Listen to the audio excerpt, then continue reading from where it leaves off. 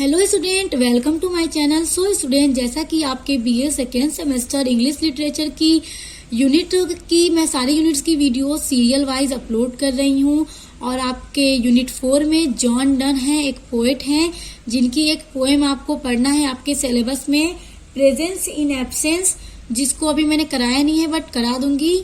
Next video शायद आपका वही हो। और स्टूडेंट, इससे पहले कि आपकी जितनी भी यूनिट्स हैं सेकेंड सेमेस्टर की यूनिट 1, 2 एंड 3, वो सब मैं पूरा नोट्स के साथ कंप्लीट करा चुकी हूँ। और स्टूडेंट्स, आपके यूनिट 4 में शेक्सपियर का एक सनेट है जिसको मैं कंप्लीट करा चुकी हूँ। उसके अलावा उनके सनेट का जो स्ट्रक्चर है, शेक्सपियर के सनेट का जो स्ट्रक्चर है उसकी भी वीडियो मैं अपलोड कर चुकी हूँ।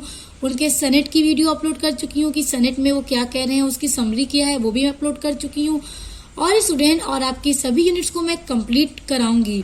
और उसके अलावा मैं आपके सेकेंड सेमेस्टर इंग्लिश लिटरेचर के कुछ इंपॉर्टेंट क्वेश्चंस की वीडियोस भी अपलोड कर चुकी हूँ। इसके अलावा मैं आपके सभी पोएम्स के, जो भी आपके यूनिट में पोएम्स है, सभी पोएम्स के समरी बताऊंगी। उसके अलावा उसके एक्सप्लेनेशन, रेफरेंस कंटेंट्स और आपके सभी पोएम से रिलेटेड इंपॉर्टेंट क्वेश्चंस आंसर की भी वीडियो मैं बनाऊंगी ताकि आपको अपने एग्जाम की प्रिपरेशन करने में आसानी हो। इसके अलावा सभी यूनिट से इंपॉर्टेंट क्वेश्चन आंसर मैं बनाऊंगी। मैंने कई वीडियोस बनाई भी हैं और आगे भी मैं बनाऊंगी ताकि आपको अपने एग्जाम की प्रिपरेशन के लिए काफी आसानी हो जाए। और स्टूडेंट, आज की वीडियो में हम जॉन डन की बायोग्राफी को पढ़ने वाले हैं, यानी इनके लाइफ से रिलेटेड कुछ चीजों को हम जानेंगे। उसके बाद हम की पोएम को नेक्स्ट वीडियो में पढ़ेंगे। तो स्टूडेंट देखिए, जॉन डन का बॉर्न हुआ था 1572 में और उनकी डेथ हुई थी 1631 में। तो देखिए students, his birth and parentage. तो सबसे पहले इनके जन्म के बारे में हम पढ़ेंगे। देखिए, John done was born in 1572। John Donne का जन्म 1572 में हुआ था। He was the son of London merchant, और ये लंदन मर्चेंट यानी लंदन के व्यापारी के सन थे, पुत्र थे। His mother was John Heywood's daughter, और जॉन वुड की जो मदर थी, माता जी थी, वो जॉन हेवुड्स की डॉटर थी, बेटी थी। और जॉन हेवुड्स भी एक इंग्लिश पोएट थे। She belong to the family of lords the Heywoods and the Moles, और उनकी जो माता जी थी वो अच्छी फैमिली से, लॉर्ड्स की फैमिली से बिलोंग करती थी, यानी उनका रिश्ता एक लॉर्ड्स की फैमिली से था।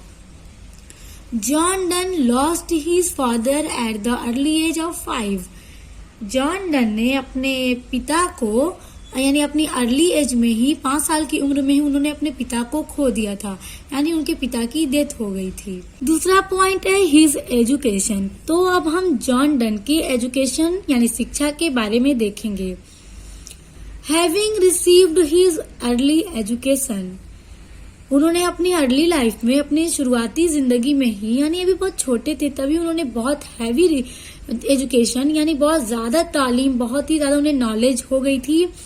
क्योंकि स्टूडेंट, तभी तो आज हम इन्हें पढ़ रहे हैं, क्योंकि पोएट लोग जो होते थे इतने कम उम्र में ही इतना ज्यादा कर लेते थे कि इतना फेमस हो जाते हैं, क्योंकि तभी तो आज जॉन डन का नाम हमारे इंग्लिश लिटरेचर में आता है, हम इन्हें पढ़ रहे हैं। He joined Oxford at the age of 11। तो देखिए स्टूडेंट, इन्होंने सिर्फ 11 यानी कि 11 साल की उम्र में ही ऑक्सफोर्ड यूनिवर्सिटी को ज्वाइन कर लिया था, यानी वहां पे उन्होंने एडमिशन ले लिया था। और ऑक्सफोर्ड यूनिवर्सिटी इंग्लैंड में है, इंग्लैंड की एक यूनिवर्सिटी है Oxford University. But later on shifted to Cambridge.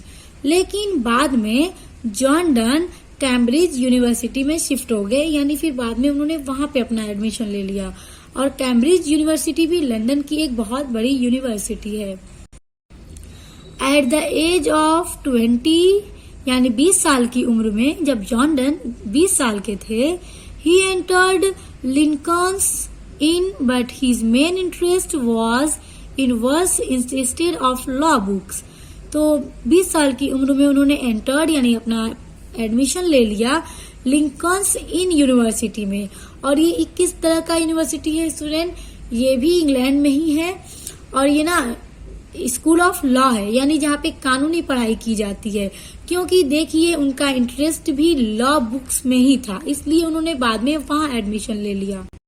तीसरा पॉइंट है he is living a life of poverty. Poverty means गरीबी, यानी वह गरीबी का जीवन व्यतीत करते थे। फॉर द नेक्स्ट 7 years और so Donne lived in poverty, struggling with frustration, ill health and family cares. तो स्टूडेंट देखिए, जॉन डन जो थे वो बहुत ही गरीबी का जीवन गुजारते थे, पुअर्टी की लाइफ गुजारते थे। Struggling with frustration, frustration means निराशा, यानी उन्होंने स्ट्रगलिंग की, निराशी की जिंदगी गुजारते थे, काफी उदास रहते थे। किस वजह से? इल हेल्थ यानी बीमारी की वजह से, एंड फैमिली केयर्स यानी अपने फैमिली, अपने परिवार की केयर, देखभाल करने के लिए, इन सब चीजों की वजह से वो काफी निराश रहते थे, क्योंकि गरीब फैमिली से थे, पुअर्टी में अपनी लाइफ गुजार रहे थे, जिसकी वजह से वो काफी ज्यादा उन्होंने स्ट्रगल किया, संघर्ष किया और काफी निराशा से जीवन गुजार रहे थे। He must at the moments have wondered whether his apparently catastrophic marriage has not been a mistake.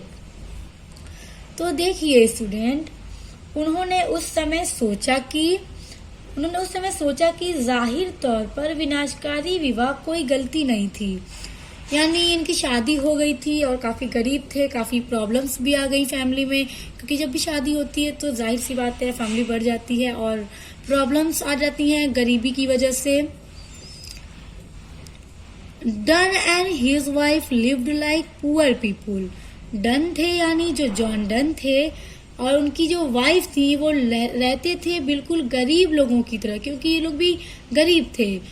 First they live with Sir Francis Wolley at Pyrford Surrey. तो स्टूडेंट, लेकिन पहले जॉन डन और जो उनकी वाइफ थी वो लोग रहते थे सर फ्रांसिस वुले के साथ पायरफोर्ड सरे में, और ये एक विलेज है, पायरफोर्ड सरे एक विलेज है इंग्लैंड में, जहां वो लोग पहले सर फ्रांसिस वुले के साथ रहते थे। Sir Woolley was Anne Moore's cousin and he helped Dunn with a job during 1602 to 1606। तो सर वुले जो थे वो अने मोर्स के कजिन थे एंड उन्होंने हेल्प की, डन की, जॉन हेल्प की, जॉब में उन्होंने उनकी हेल्प की। और कब? 1902 से लेके 1906 तक। अब देखिए स्टूडेंट, है हिज डेथ यानी उनकी मृत्यु। इन द बिगिनिंग ऑफ 1631 यानी 1631 की शुरुआत में ही फेल सीरियसली इल, वो काफी ज्यादा गंभीर बीमारी में मुब्तला हो गए थे। ही डाइड ऑन मार्च 31, 1631 और 31 मार्च 1631 में उनकी मृत्यु हो गई थी। सो स्टूडेंट, नेक्स्ट वीडियो में हम जॉन डन की पोएम प्रेजेंस इन एब्सेंस को पढ़ेंगे और उसके बाद मैं इनकी पोएम्स और आपके यूनिट में जितनी भी पोएम्स हैं मैं सभी का important question answer, explanation, difference context सभी का वीडियोस बनाऊंगी आप लोगों के लिए। तो अपनी वीडियोस को पढ़ने के लिए आप मेरे चैनल को सब्सक्राइब करके बेल आइकन को प्रेस कर ले। तो अब मिलते हैं नेक्स्ट वीडियो के साथ।